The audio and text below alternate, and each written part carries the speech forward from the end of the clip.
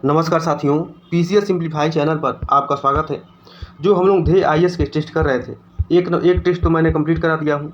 जो दूसरा टेस्ट है उसी का जो है कि आज दूसरा वीडियो जो रहेगा दूसरा टेस्ट है। तो आज हम लोग जो पहला जो वीडियो था उसमें 14 नंबर तक प्रश्न देखे थे। आज हम लोग 15 नंबर से देखेंगे। तो आप लोगों को अच्छा लगे तो ज़्यादा से ज़्यादा लाइक करिए, शेयर करिए, सब्सक्राइब करिए ताकि और भी लोग जुड़ सकें। तो चलिए देख लेते हैं क्या है। सूची 1 को सूची 2 से सुमिलित करें तथा नीचे दिए गए कूट की सहायता से सही उत्तर चुनें। तो देखिए एक और क्या दिया है, एक और अनुच्छेद दिया है, एक और प्रावधान उसके क्या है ये दिया हुआ है। तो इसमें देख लेते हैं क्या है। ए दिया है अनुच्छेद 243। तो 243 में क्या है, 243 में संघ की राजभाषा से संबंधित बातें की गई। तो अनुच्छेद 1243 मतलब ये क्या है, तो संघ की राजभाषा से संबंधित है, ये का 3 हो जाएगा। उसके बाद से 351 में क्या है, तो हिंदी भाषा के विकास के निर्देश दिए गए हैं, ठीक है। तो बी का क्या हो जाएगा, 4 हो जाएगा। फिर उसके बाद से 371 ग में क्या है, तो मणिपुर राज्य के संबंध में विशेष उपबंध है, सी का क्या हो जाएगा, 1 हो जाएगा। और डी में क्या हो जाएगा, तो अंतर्राष्ट्रीय करारों को प्रभावी करने के लिए प्रावधान है, विधान है, तो क्या हो जाएगा, डी का 2 हो जाएगा। तो इसका आंसर क्या हो जाएगा देख लेते हैं, एक बार कूट में देख लेते हैं क्या हो जाएगा इसका आंसर। तो 15 का क्या हो जाएगा, तो 15 नंबर का बी हो जाएगा, क्या हो जाएगा, 15 नंबर का बी हो जाएगा, ठीक है। 34/12 क्या हो जाएगा, 34/12। तो हम लोग थोड़ा सा देख लेते हैं कि कौन कौन से आर्टिकल हैं इसमें इससे संबंधित जो आसपास हैं। तो 371 ग यानी कि जो मणिपुर से संबंधित जो बातें की गई हैं। तो चलिए एक बार देख लेते हैं। देखा है तो संविधान के भाग 21 में, किसमें, तो संविधान के भाग 21 में अस्थायी और संक्रमणकालीन विशेष उपबंध की बात की गई, जिसमें कुछ जो है कि राज्य हैं, कौन कौन से राज्य हैं देख लेते हैं। जैसे 371 आर्टिकल 371 में क्या है, तो महाराष्ट्र और गुजरात से संबंधित बातें की गई हैं। वही 371 क में क्या है, 371 क में नागालैंड से संबंधित है। वही 371 ख में क्या है, तो 371 ख में असम है, क्या है, 371 ख में असम के बारे में बताया गया है। 371 ग में क्या है, तो मणिपुर अभी हम लोग देखे थे। उसके बाद से 371 घ में क्या है, 371 घ में क्या है, तो ये आंध्र प्रदेश से संबंधित है, ठीक है, आंध्र प्रदेश या तेलंगाना से संबंधित है।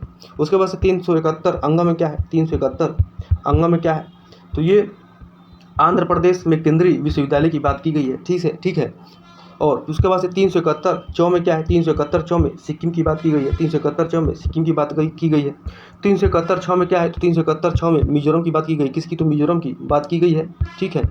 उसके बाद से 371 जो में क्या है, तो 371 जो में अरुणाचल प्रदेश से बातें इसकी बारे में बात की गई है। उसके बाद से 371 जो में क्या है, तो 371 जो में गोवा है।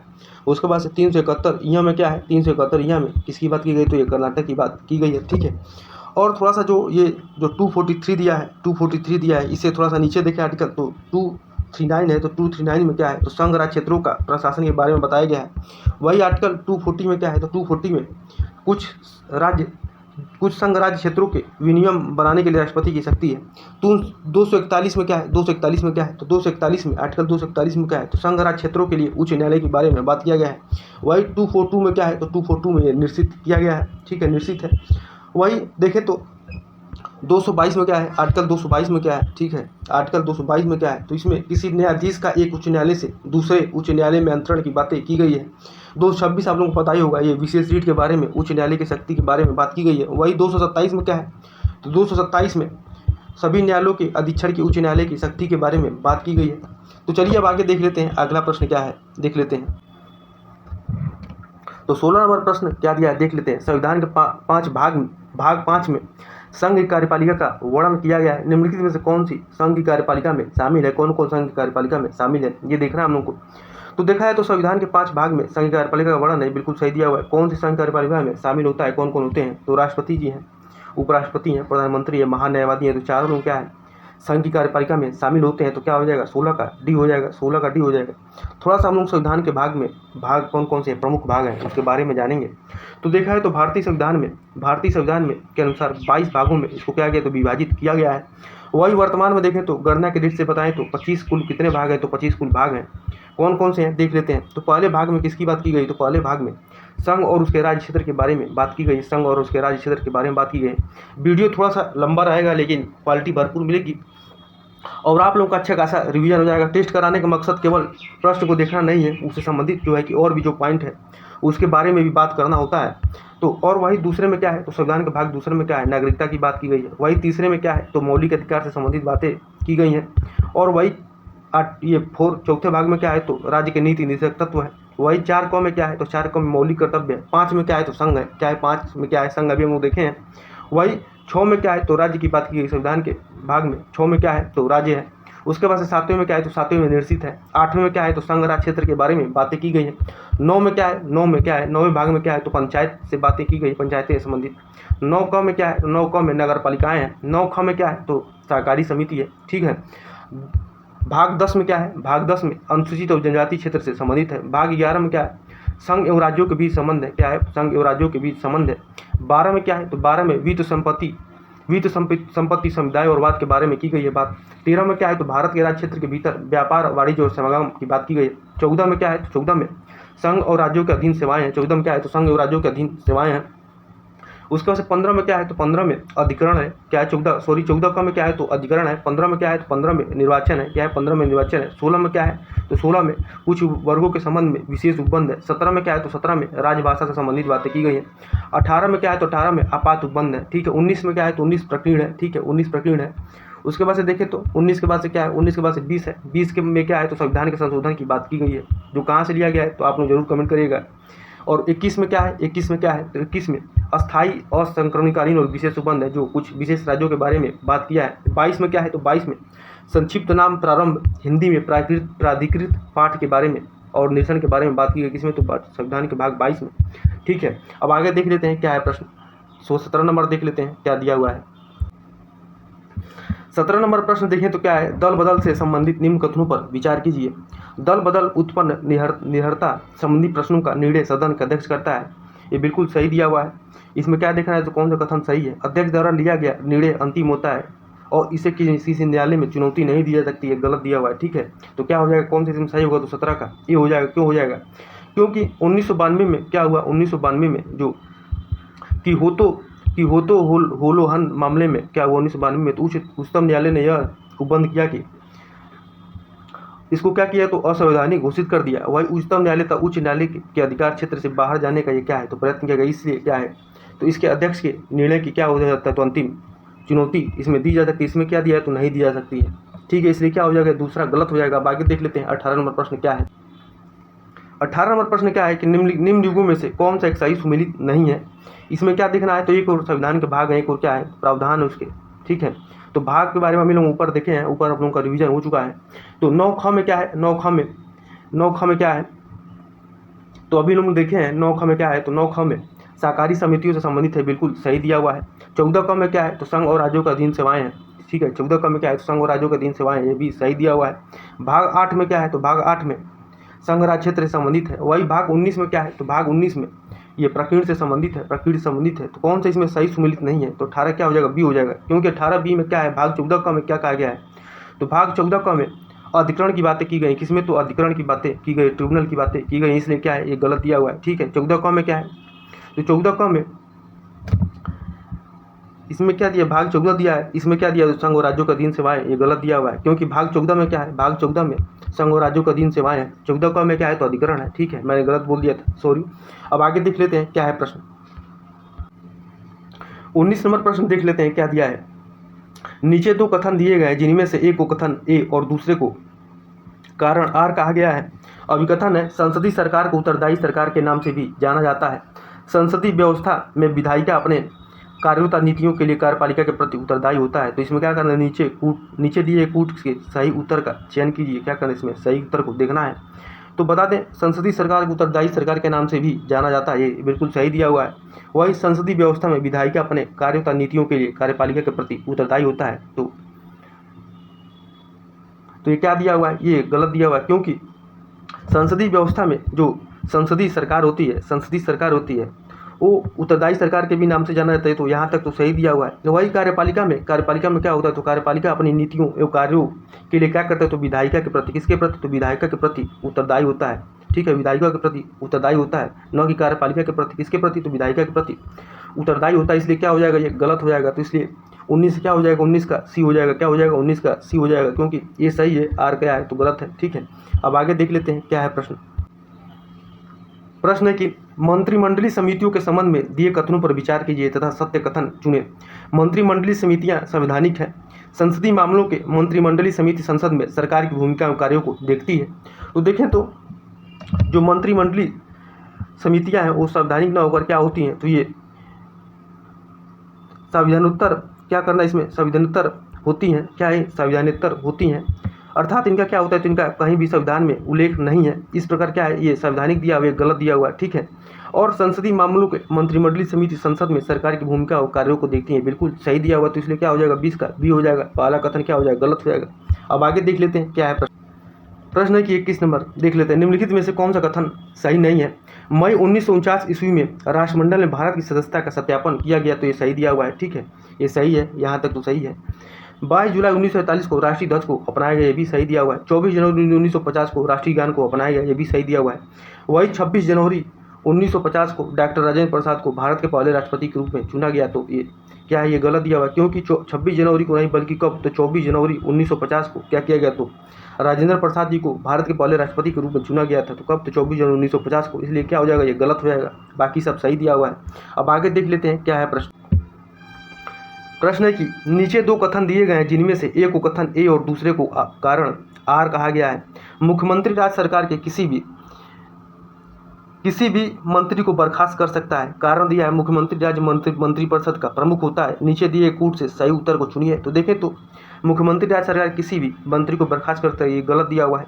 मुख्यमंत्री राज्य मंत्रिपरिषद का प्रमुख होता है, ये बिल्कुल सही दिया हुआ है, क्योंकि देखें तो मुख्यमंत्री को कौन बर्खास्त कर सकता है, ये राज्यपाल जो है कि जो राज्यपाल होता है वो उससे बर्खास्त करने का परामर्श दे सकता है। इस प्रकार क्या है, ये गलत दिया हुआ है, न कि मुख्यमंत्री। तो आगे देख लेते हैं इसमें क्या हो जाएगा, इसका आंसर क्या हो जाएगा, तो 22 का क्या हो जाएगा, तो 22 का सी हो जाएगा, क्या हो जाएगा 22 का, ये कौन सा प्रश्न है, तो 22 का क्या हो जाएगा, तो 22 का सॉरी ये 22 का डी हो जाएगा, क्या हो जाएगा 22 का डी हो जाएगा, क्योंकि एक इसमें क्या है, गलत दिया हुआ है, परंतु आर क्या है, इसका सही है। अब आगे देख लेते हैं क्या है प्रश्न 23 नंबर कि राष्ट्रीय उपभोक्ता आयोग के बारे में बात है, क्या है, राष्ट्रीय उपभोक्ता आयोग के बारे में बताना है कि संबंध में निम्न कथनों पर विचार कीजिए। राष्ट्रीय आयोग के पास किसी भी राज्य आयोग के आदेशों के खिलाफ अपील सुनने का क्या है, तो अधिकार है। यह अपील राज्य आयोग के आदेशों की तारीख से 60 दिनों के भीतर की जा सकती है, ठीक है। तो देखें तो राष्ट्रीय आयोग के पास किसी भी राज्य आयोग के आदेशों के खिलाफ अपील सुनने का अधिकार है, बिल्कुल सही दिया हुआ है। यह अपील राज्य आयोग के आदेशों की तारीख से 60 दिनों के भीतर की जा सकती है, तो ये गलत दिया हुआ है, क्योंकि 30 दिनों के अंदर कितने, तो 30 दिनों के भीतर की जा सकती है, इसलिए क्या हो जाएगा, ये गलत हो जाएगा, ठीक है। तो इसलिए 23 से क्या हो जाएगा, तो 23 का आंसर क्या हो जाएगा, 23 का ए हो जाएगा, ठीक है, 23 का ए हो जाएगा। और थोड़ा सा हम लोग इसके बारे में जाने तो राष्ट्रीय उपभोक्ता आयोग के पास क्या होता है, तो आर्थिक क्षेत्राधिकार के साथ साथ अपीली क्षेत्राधिकार भी होता है। इसे राज्य आयोग के आदेशों के खिलाफ अपील सुनने का क्या होता है, तो अधिकार होता है। परंतु यह अपील क्या होता है, तो राज्य आयोग के आदेशों की तारीख से 30 दिनों के भीतर, कितने दिनों के, 60 दिन के नहीं बल्कि 30 दिनों के भीतर की जा सकती है।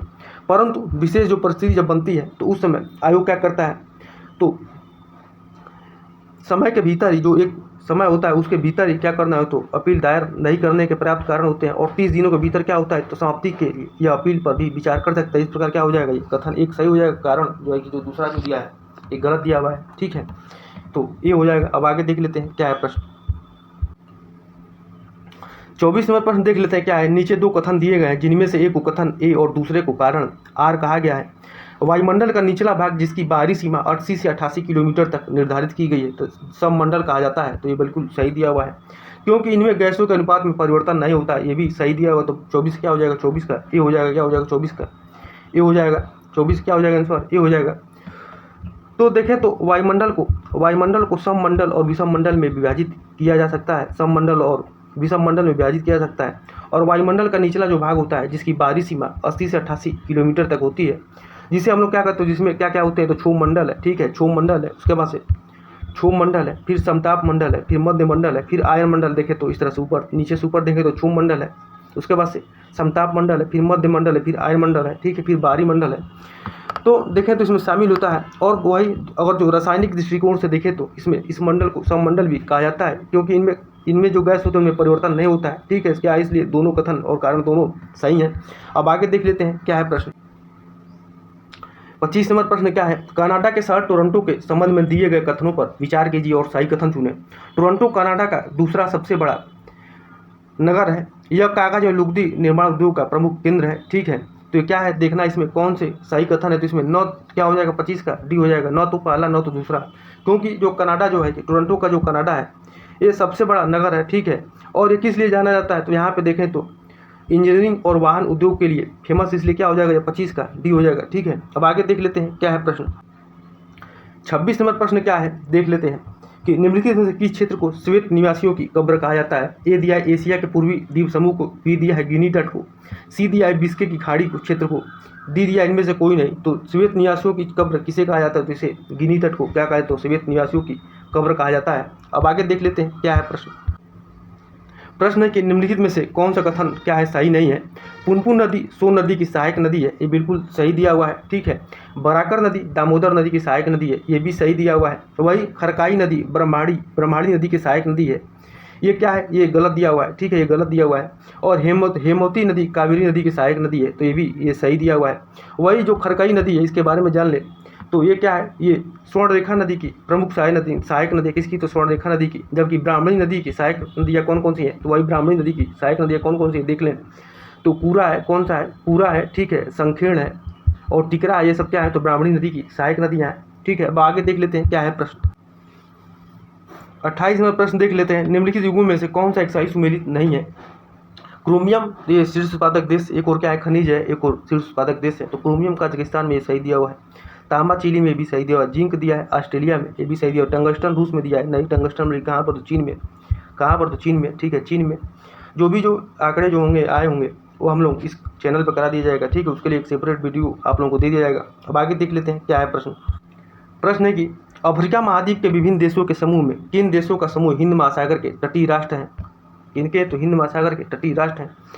तो देखें तो कौन कौन से देश हैं। ए दिया है दक्षिण अफ्रीका मोजाम्बिक तंजानिया और केन्या, बी दिया है दक्षिण अफ्रीका जिम्बाब्वे तंजानिया केन्या, सी दिया है दक्षिण अफ्रीका सोमालिया मोजाम्बिक इथोपिया और डी दिया है दक्षिण अफ्रीका तंजानिया मलावी और सोमालिया। तो देखें तो अब दक्षिण अफ्रीका महाद्वीप के विभिन्न देशों में कौन कौन से जो है कि देशों का समूह हिंद महासागर के तटीय राष्ट्र में है। तो दक्षिण अफ्रीका है, मोजाम्बिक है, तंजानिया है, केन्या है। ये क्या है, तो ये तटीय राष्ट्र हैं। और कौन से, तंजानिया है, फिर उसके बाद से केन्या है, फिर सोमालिया है। ये सब भी क्या है, जो महासागर के तटीय राष्ट्र हैं। कौन कौन से, तो एक बार फिर से देख लेते हैं कौन कौन से तटीय राष्ट्र। तो दक्षिण अफ्रीका है, मोजाम्बिक है, तंजानिया है, उसके बाद से केन्या है, फिर सोमालिया। ये सब क्या है, तो हिंद महासागर के तटीय राष्ट्र हैं देशों के समूह में। अब आगे देख लेते हैं क्या है। 30 नंबर प्रश्न देख लेते हैं क्या दिया। भारत के जो राज्य बांग्लादेश के साथ सीमा बनाते हैं उन्हें उनकी लंबाई के अधिक से कम क्रम में क्या करना है, तो व्यवस्थित कीजिए। तो आजकल समझ जाए कि क्रोनोलॉजी से प्रश्न अब आने लगे हैं, तो आप लोग भी अपने को क्रोनोलॉजी के हिसाब से ही तैयार रखिए और प्रश्न को ऐसे ही दिमाग में कोड करते रहिए। कोड डिकोड करते रहेंगे तो प्रश्न आप लोग खुद से बनाइए। क्रोनोलॉजी में कोई भी प्रश्न है, कोई भी चीज़ पढ़ रहा है फैक्ट, तो उसको आप लोग क्रोनोलॉजी में लगाने के लिए सीखिए कि इसमें क्रोनोलॉजी में कैसे प्रश्न बन सकते हैं। तो चलिए देख लेते हैं इसमें क्या देखना है। तो इसको उनकी लंबाई के अधिक से कम में क्या करना है, तो व्यवस्थित करना है। अधिक से कम में इसमें, तो अधिक से क्रम में। तो वही कौन से है पहले जो है कि देखें तो किसको देखना है, तो बांग्लादेश के साथ सीमा बनाने वाले जो भारत के जो राज्य हैं उसको देखना है।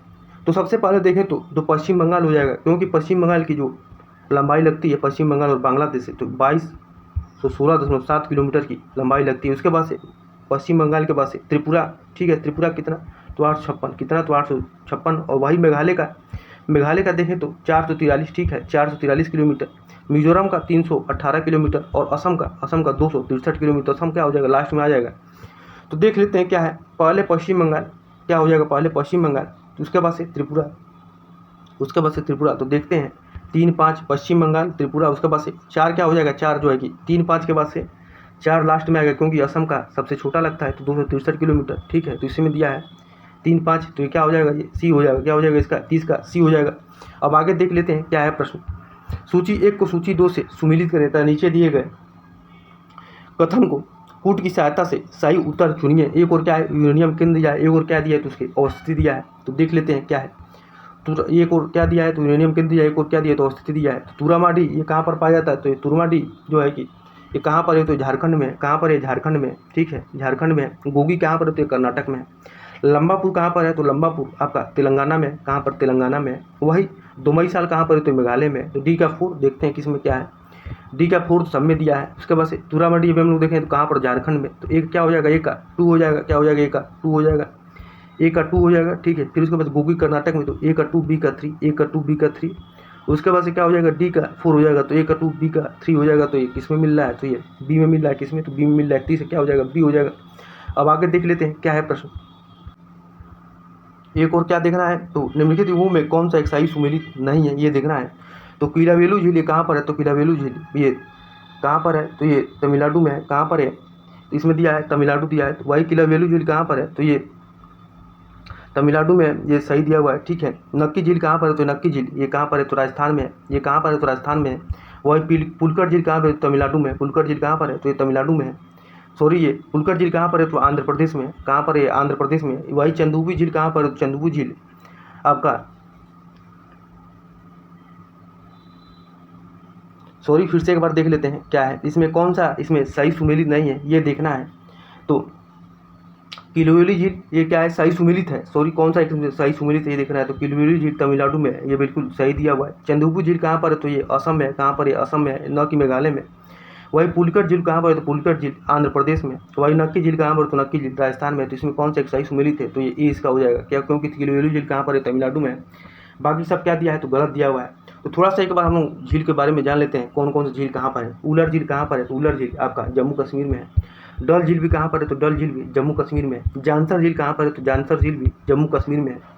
वही देखें तो एक पेंगोंग तोसो झील ये कहाँ पर है, तो पेंगोंग तोसो झील भी ये कहाँ पर है, तो ये लद्दाख में है, ये लद्दाख में है। वही हिमाचल प्रदेश में देखें तो हम लोग हिमाचल प्रदेश में कौन कौन सी झीलें हैं, तो सूरजताल है, चंद्रताल है, ठीक है, नाको झील है, ये सब कहाँ पर है, तो हिमाचल प्रदेश में। और जितने भी जो ताल हैं, ताल करके वो कहाँ पर है, तो जैसे कि सात ताल हो गया, भीमताल हो गया, उत्तराखंड में है। रूपकुंड झील भी कहाँ पर है, तो उत्तराखंड में है। और बता दें कि राजस्थान की सबसे बड़ी मीठे पानी की झील कौन सी है, तो देवर झील है। राजस्थान की सबसे बड़ी मीठे पानी की झील कौन सी है, तो देवर झील का नाम आता है। ठीक है, वही पूर्वोत्तर भारत की जो पूर्वोत्तर भारत की सबसे बड़ी झील कौन सी है, तो पूर्वोत्तर भारत की सबसे बड़ी झील लोकटक झील है। ये कहाँ पर है, तो लोकटक झील मणिपुर में है। वही भारत की सबसे बड़ी लैगून झील कौन सी है, तो चिल्का झील है। सब भारत की सबसे बड़ी लैगून झील कौन सी है, तो चिल्का झील है। तेलंगाना में देखें तो कौन कौन सी झील है, तो तेलंगाना में हुसैन सागर झील है, उस्मान सागर झील है। कुरेलू झील कहाँ पर है, तो आंध्र प्रदेश में। ठीक है, वही वीरानम झील का नाम यहाँ आता है, तो वीरानम झील कहाँ पर है, तो ये तमिलनाडु में है। चमक्रम झील भी तमिलनाडु में है। वेमना झील आप लोगों को पता ही होगा, केरल में। अष्टमुति झील ये कहाँ पर, तो केरल में। सस्थमा कोट्टा झील कहाँ पर, तो ये भी केरल में है। ठीक है, तो मैंने सभी जो है कि झील को बताया। और भारत की सबसे ताजे पानी की झील कौन सी है, तो ये उलर झील है। अब आगे देख लेते हैं क्या है प्रश्न। प्रश्न है कि जलवायु समूह के बारे में दिए गए निम्नलिखित कथनों पर विचार कीजिए। जलवायु समूह द क्लाइमेट ग्रुप वर्ष 2003 में स्थापित एक अंतर्राष्ट्रीय लाभकारी संगठन है। इस संगठन का उद्देश्य क्या है, तो इस संगठन का उद्देश्य जलवायु कार्रवाई को तीव्र करने के साथ साथ ऊर्जा दक्षता सुधारों को मापना और रिपोर्ट करना है। तो इसमें क्या देखना है, जलवायु समूह के बारे में हम लोग को देखना है। तो ये देखें तो ये जलवायु समूह क्या है, तो एक अंतर्राष्ट्रीय लाभकारी संगठन है, नहीं बल्कि क्या है, एक गैर लाभकारी संगठन है। इस संगठन का क्या उद्देश्य, जलवायु कार्रवाई को तीव्र करना। ये बिल्कुल सही दिया हुआ है। तो दूसरा इसमें कथन सही है, तो 33 क्या हो जाएगा, 33 का भी हो जाएगा। न कि ये एक अंतर्राष्ट्रीय लाभकारी संगठन है, कैसा है, तो एक गैर अंतर्राष्ट्रीय लाभकारी संगठन है। ठीक है, अब आगे देख लेते हैं क्या है प्रश्न, क्या है देख लेते हैं। अटल नवीनीकरण और शहरी रूपांतरण मिशन 2.0 के संबंध में निम्न कथनों पर विचार कीजिए। यह योजना 1 अक्टूबर 2021 को प्रारंभ किया गया, जिसका उद्देश्य क्या है, तो 47 शहरी स्थानीय निकायों में 100% जलपूर्ति और 500 अमृत शहरों में 100% सीवेज निस्तारण करना है। तो देखें तो इसका कूट एक बार देख लेते हैं क्या दिया हुआ है, कूट इसका क्या है। तो यह योजना क्या है, अटल नवीकरण शहरी रूपांतरण मिशन है, कब शुरू किया गया, तो 1 अक्टूबर 2021 को। ये भी बिल्कुल सही दिया हुआ है। इस योजना का उद्देश्य क्या है, 47 शहरी स्थानीय निकायों में 100% जलपूर्ति और 500 अमृत शहरों में 100 सीवेज निस्तारण करना है। ये बिल्कुल दोनों सही दिया हुआ है। तो दोनों कथन क्या हो जाएंगे इसके, दोनों जो है कि सही हो जाएंगे, दोनों कथन इसके सही हो जाएंगे। तो 47 क्या हो जाएगा, ये 34 नंबर क्या हो जाएगा, तो सी हो जाएगा। अब आगे देख लेते हैं। जनवरी 2024 में नीति आयोग द्वारा जारी गरीबी से संबंधित चर्चा पत्र के संबंध में कौन सा कथन सही नहीं है, कौन सा कथन इसमें सही नहीं है देख लेते हैं। इसके अनुसार 2022-23 में बहुआयामी निर्धनता घटकर 11.28% रह गई है। बिल्कुल सही दिया हुआ है। चर्चा पत्र के अनुसार संदर्भित अवधि 2013-14 में से 2022-23 में बहुआयामी निर्धनता में 17.89 की गिरावट दर्ज की गई, ये भी सही दिया हुआ है। वही संख्या की दृष्टि से विगत 9 वर्षों में 23.82 करोड़ लोग बहुआयामी गरीबी से बाहर निकले। तो 23.82 करोड़ नहीं बल्कि 24.82 करोड़ लोग क्या करें, तो गरीबी बहुआयामी गरीबी से बाहर निकले हैं, तो इसलिए क्या हो जाएगा, गलत हो जाएगा। वही विगत 9 वर्षों में के दौरान सर्वाधिक 5.94 करोड़ लोग उत्तर प्रदेश में बहुआयामी निर्धनता से बाहर हुए हैं, तो ये बिल्कुल सही दिया हुआ, बल्कि ये क्या है, गलत दिया हुआ है, क्योंकि 23.82 करोड़ नहीं बल्कि 24.82 करोड़ क्या है, तो बहुआयामी निर्धनता से बाहर निकले हैं। अब आगे देख लेते हैं क्या है प्रश्न। इसमें क्या देखना है, तो कौन सा इसमें सही सुमेलित नहीं है। तो भारतीय अर्थव्यवस्था एक समीक्षा 2024 के अनुसार निम्नलिखित में से कौन सा एक युग्म सही सुमेलित नहीं है। तो महिलाओं को एलपीजी का मुफ्त कनेक्शन 10.11 करोड़, ये भी सही दिया हुआ है। निर्धनों के लिए शौचालयों का निर्माण 11.72 करोड़, ये भी सही दिया हुआ है। बैंकों में जन धन खाता 51.6 करोड़, ये भी सही दिया है। गरीबों के लिए पक्के मकान का निर्माण कितना, तो 3.6 कितना दिया है, तो 3.6 करोड़ दिया है, बल्कि कितना, तो ये आंकड़ा यहाँ पे जो है गलत दिया हुआ है, क्योंकि गरीबों के लिए पक्के मकान का निर्माण कितना, तो 2.6 करोड़ पक्के मकान के लिए, तो इसलिए क्या हो जाएगा, 36 का डी हो जाएगा। अब ऐसे आंकड़े आए भी हैं पेपर में, तो ऐसे आंकड़े आते हैं, प्रश्न में पूछ लेते हैं। तो चलिए देख लेते हैं क्या है, आगे देख लेते हैं। 37 नंबर प्रश्न क्या है, देख लेते हैं। निम्नलिखित कथनों पर विचार कीजिए, भारत विश्व में दालों और मसालों का सबसे बड़ा उत्पादक देश बन गया है, तो ये बिल्कुल सही दिया हुआ है।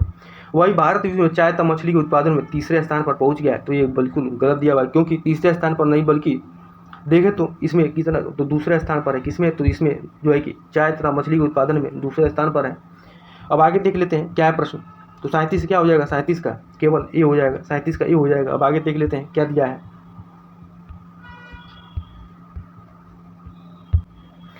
प्रश्न है कि भारतीय लघु उद्योग विकास बैंक सिडबी के संबंध में कौन सा कथन सही नहीं है। इसकी स्थापना अप्रैल 1990 में की गई थी, ये बिल्कुल सही दिया हुआ है, ठीक है। इसका मुख्यालय लखनऊ में है, ये भी सही दिया हुआ है। यह स्टेट बैंक ऑफ इंडिया के पूर्ण स्वामित्व में एक सहायक बैंक के रूप में स्थापित किया गया है। तो ये भी देखें तो इसको भी क्या करना है, इसमें क्या देखना है, तो कौन सा इसमें सही नहीं है, ठीक है। तो ये देखें तो यहाँ पे क्या दिया है, ये गलत दिया हुआ है। तो वही डी में क्या है देख लेते हैं। यह बैंक छोटे पैमाने के उद्योगों की स्थापना, वित्त पोषण तथा विकास की सहायता करने वाली प्रमुख वित्तीय संस्था है, ये बिल्कुल सही दिया हुआ है, ठीक है। तो ये देखें तो यह बैंक भारतीय कौन सी बैंक है, तो कौन सी बैंक है, स्टेट बैंक ऑफ इंडिया नहीं बल्कि कौन सी बैंक है, तो आईडीबीआई के स्वामित्व वाली कंपनी है, वे बैंक है। भारतीय औद्योगिक विकास बैंक के स्वामित्व वाली एक सहायक बैंक के रूप में इसको स्थापित किया गया है, ठीक है। इसलिए क्या हो जाएगा, ये गलत हो जाएगा। अब आगे देख लेते हैं क्या है प्रश्न।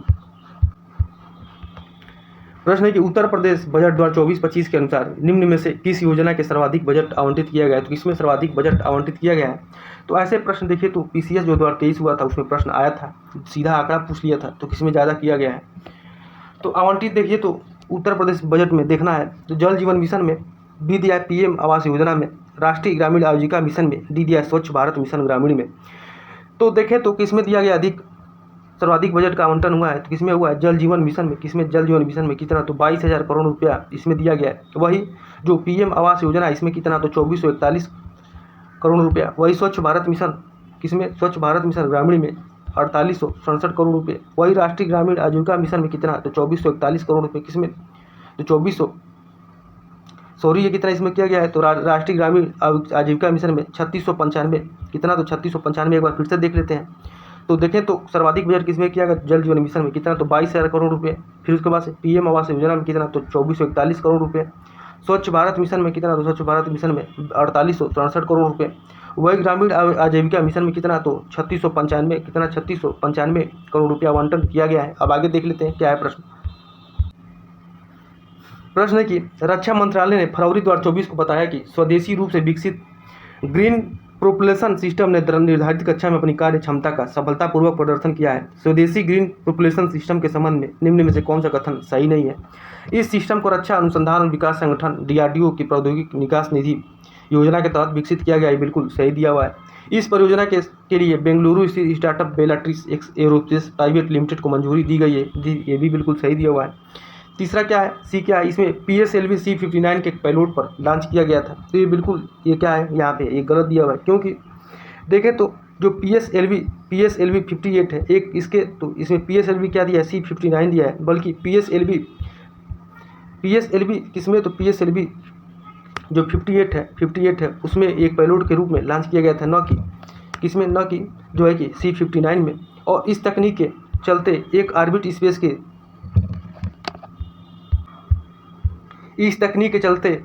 ऑर्बिट स्पेस के लिए नॉन टॉक्सिक और पर्यावरण फ्रेंडली प्रोपल्शन सिस्टम विकसित हो सका है। तो इसलिए क्या हो जाएगा, ये इसका ये जो गलत दिया हुआ है, क्योंकि इसमें किया गया है तो PSLV C58 के माध्यम से एक पैलोड पर लॉन्च किया गया था। अब आगे देख लेते हैं क्या है प्रश्न। हाल ही में क्या है प्रश्न, हाल ही में भारत की 5 आर्द्र भूमियों को रामसर स्थल के रूप में शामिल किया गया। भारत में स्थित रामसर स्थल लोग के संबंध में निम्न कथनों पर विचार कीजिए। भारत में रामसर स्थल के रूप में शामिल आर्द्र भूमियों की संख्या 80 हो गई है। ठीक है, हाल ही में शामिल 5 आर्द्र भूमि में 3 तमिलनाडु में तथा 2 कर्नाटक में स्थित है। तो ये बिल्कुल ये सही दिया हुआ, बल्कि यही गलत है, क्योंकि अभी भारत में रामसर स्थल कितने हो गए हैं, तो 85 हो गए हैं। कितने हो गए, सॉरी ये 75 हो गए हैं। इसमें कितना दिया है, तो 80 दिया है। और वही जो अभी देखें तो कौन कौन से शामिल हैं, तो कर्नाटक और तमिलनाडु में जो है कि तीन तमिलनाडु में 2 कर्नाटक में शामिल हुए हैं। अब आगे देख लेते हैं क्या है, तो इसका आंसर क्या हो जाएगा, बी हो जाएगा। क्या हो जाएगा इसका आंसर, तो इसका ए हो जाएगा, क्योंकि ये क्या दिया है, तो गलत दिया हुआ है। अब आगे देख लेते हैं क्या है प्रश्न है कि ग्रीन हाइड्रोजन प्रोजेक्ट स्थापित करने वाला देश का पहला एयरपोर्ट कौन सा बन गया है, तो कौन सा, तो कोचीन एयरपोर्ट। कौन सा बन गया है, तो कोचीन एयरपोर्ट बन गया है। ठीक है, ये क्या किया है, तो ये जो कोचीन इंटरनेशनल एयरपोर्ट है, ये ग्रीन हाइड्रोजन प्रोजेक्ट के साथ क्या किया है, तो एक समझौता कर दिया है। इसलिए क्या है, ये कोचीन एयरपोर्ट देश का पहला एयरपोर्ट बन गया है जो ग्रीन हाइड्रोजन प्रोजेक्ट में स्थापित है। अब आगे देख लेते हैं क्या है प्रश्न है कि देश की पहली hyper velocity expansion tunnel test सुविधा का विकास इसने किया है, तो ए दिया IIT कानपुर ने, बी दिया IIT चेन्नई ने, सी दिया IIT खड़गपुर ने, डी दिया IIT बेंगलुरु ने। तो किसने किया, तो IIT कानपुर ने। 43 क्या हो जाएगा, ए हो जाएगा। अब आगे देख लेते हैं क्या है प्रश्न। 44 नंबर प्रश्न देख लेते हैं क्या है, निम्नलिखित कथनों पर विचार कीजिए। कोयले की राख में आर्सेनिक, क्रोमियम और पारद व्याप्त होते हैं। दूसरा दिया कोयले संचालित विद्युत संयंत्र पर्यावरण में सल्फर डाइऑक्साइड और नाइट्रोजन के ऑक्साइड उत्सर्जित करते हैं। तो देखें तो कोयले के राख में आर्सेनिक, क्रोमियम और पारद व्याप्त होते हैं, बिल्कुल सही दिया हुआ है। वही कोयला संचालित विद्युत संयंत्र पर्यावरण में सल्फर डाइऑक्साइड और नाइट्रोजन के ऑक्साइड उत्सर्जित करते हैं, ये भी सही दिया हुआ है। ठीक है, तो क्या हो जाएगा 44 क्या हो जाएगा, सी हो जाएगा। अब आगे देख लेते हैं क्या है प्रश्न देख लेते हैं। अपमार्जक डिटर्जेंट के संबंध में दिए कथनों में से कौन सा एक कथन जो है कि सही है। अपमार्जक का प्रयोग मृदु तथा कठोर दोनों प्रकार के जल में किया जाता है, बिल्कुल गलत दिया हुआ है। अपमार्जक कठोर जल में उपस्थित कैल्शियम और मैग्नीशियम आयनों के साथ जल में अम्लीय लवण नहीं बनाते हैं, ये भी गलत दिया हुआ है। ठीक है, ये भी गलत दिया हुआ है। रासायनिक दृष्टि से अपमार्जक प्रबल क्षार से बने अति उच्च गुणभार के लवण होते हैं। ठीक है, इसमें क्या करना है, इसमें कूट के माध्यम से देखना है। सॉरी, मैंने गलत क्वेश्चन को पढ़ दिया। क्या करना है, इसमें कौन कौन से कथन सही है ये देखना है। तो अपमार्जक का प्रयोग मृदु और कठोर दोनों प्रकार के जल में किया जाता है, बिल्कुल सही दिया हुआ है। अपमार्जक कठोर जल में उपस्थित कैल्शियम और मैग्नीशियम आयनों के साथ जल में अविलेय लवण नहीं बनाते हैं, ये भी सही दिया हुआ है। रासायनिक दृष्टि से अपमार्जक प्रबल अम्ल और प्रबल क्षार से बने अति उच्च अणुभार के लवण होते हैं, भी सही दिया हुआ। तो क्या हो जाएगा इसका 45 क्या हो जाएगा, डी हो जाएगा। क्या हो जाएगा 45 का, डी हो जाएगा। ठीक है, तो हम लोग थोड़ा सा इसके बारे में जाने अपमार्जक के बारे में। ये क्या होता है, तो ये कार्बनिक पदार्थ होता है जिसे साबुन की तरह मैल साफ करने का इसमें क्या होता है, तो गुण होता है। और अपमार्जक का प्रयोग जो होता है, अपमार्जक का प्रयोग मृदु और कठोर दोनों प्रकार के जल के उपयोग में किया जा सकता है, क्योंकि ये कठोर जल में की उपस्थिति में कैल्शियम और मैग्नीशियम आयनों के साथ क्या करते हैं, तो अविलेय लवण साथ जल में अविलेय लवण को नहीं बनाते हैं। रासायनिक दृष्टि से अपमार्जक प्रबल अम्ल और प्रबल क्षार में बने उच्च गुण और भार के क्या होते हैं, तो लवण होते हैं। अब आगे देख लेते हैं क्या है प्रश्न।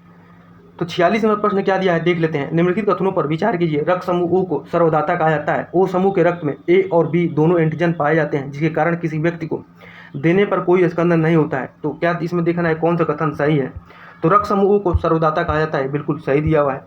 वही ओ समूह के रक्त में ए और बी एंटीजन पाए जाते हैं, जिसके कारण किसी व्यक्ति को देने पर कोई स्कंदन नहीं होता है। तो देखिए, तो ओ समूह के रक्त में क्या होता है, कोई भी एंटीजन नहीं पाया जाता है। ठीक है, इसलिए क्या होता है, तो इसके कारण किसी व्यक्ति को देने पर कोई स्कंदन नहीं होता है। तो ये गलत दिया हुआ है, तो इसलिए क्या हो जाएगा 46 का ए हो जाएगा। 46 का इसका आंसर क्या हो जाएगा, ए हो जाएगा। अब आगे देख लेते हैं क्या है प्रश्न है 47 नंबर देख लेते हैं। निम्नलिखित कथनों में से कौन सा कथन सही नहीं है। प्याज के छिलके उतारने पर आंसू सल्फेनिक अम्ल के कारण निकलता है, ये भी सही दिया हुआ है। शहतूत का फल साइकोनस कहलाता है, तो ये गलत दिया हुआ है। मिर्च का तीसरा कैप्सेसिन की उपस्थिति के कारण होती है, ये भी सही दिया है। फलों में मीठा स्वाद फ्रक्टोज के कारण होता है, ये भी सही दिया हुआ है। तो शहतूत के फल को क्या कहते हैं, तो साइकोनस नहीं बल्कि सोरोसिस कहा जाता है। क्या कहते हैं, सोरोसिस कहा जाता है। अब आगे देख लेते हैं क्या है 48 नंबर प्रश्न है कि निम्न युग्मों में से कौन सा एक सही सुमेलित नहीं है। देखना है कौन सा इसमें कौन सा एक सही सुमेलित है। तो हाइड्रोमीटर सापेक्षिक आर्द्रता, हाइड्रोमीटर से क्या होता है, तो सापेक्षिक आर्द्रता देखा जाता है, इसका कहना है। लक्सीमीटर से प्रकाश की गति मापा जाता है, और रिंगलमैन स्केल से धुएं घनत्व मापा जाता है। और स्पेक्ट्रोमीटर से हृदय की धड़कन मापा जाता है। तो कौन सा इसमें सही सुमेलित है? तो 48 क्या हो जाएगा? सी हो जाएगा, क्योंकि इससे क्या होता है? तो रिंगमल स्केल से धुएं का घनत्व मापा जाता है। वही सापेक्षिक जो आर्द्रता है किससे मापा जाता है? तो हाइग्रोमीटर से। किससे? तो हाइग्रोमीटर से मापा जाता है।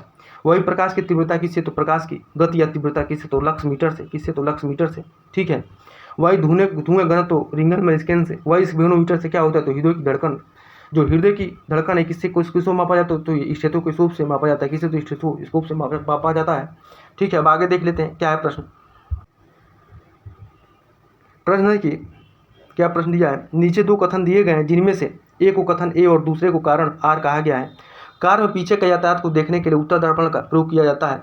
वही उत्तर दर्पण द्वारा प्रतिबिंब वास्तविक सीधा और वस्तु से बड़ा बनता है। तो इसमें क्या देखना है? तो कौन से कथन और कारण के प्रश्न है, कौन सा कथन इसमें सही है और कारण है? तो देखें तो जो कार के पीछे के यातायात को देखने के लिए उत्तर दर्पण का प्रयोग किया जाता है, बिल्कुल सही दिया हुआ है। वही उत्तर दर्पण द्वारा प्रतिबिंब वास्तविक सीधा और वस्तु से क्या होता है? तो बड़ा बनता है। तो देखें तो ये गलत कथन दिया हुआ है। ये कथन जो है गलत दिया हुआ है, क्योंकि जो उत्तर दर्पण से जो प्रतिबिंब बनता है वो कैसा होता है? तो आभासी होता है। आभासी होता है, सीधा होता है। वस्तु से क्या बनता है? तो वस्तु से छोटा बनता है। इसलिए क्या हो जाएगा? ये गलत हो जाएगा। तो 49 से क्या हो जाएगा? 49 नंबर का आंसर इसका। तो 49 से क्या हो जाएगा? सी हो जाएगा, क्योंकि इसमें ए जो है कि सही दिया हुआ है और आर क्या है? गलत है। अब आगे देख लेते हैं क्या है प्रश्न। प्रश्न है कि भारत के संदर्भ में निम्नलिखित कथनों पर विचार कीजिए। भारत में मोनाजाइट में थोरियम पाया जाता है। ठीक है, और भारत के में सार्वजनिक लोक उद्यम इंडियन रेयर अर्थ्स लिमिटेड एकमात्र ऐसा निकाय है जो मोनाजाइट के प्रसंस्करण दुर्लभ मृदा यौगिक का उत्पादन करता है। तो ये क्या है? भारत में मोनाजाइट में थोरियम पाया जाता है, भी सही दिया हुआ है।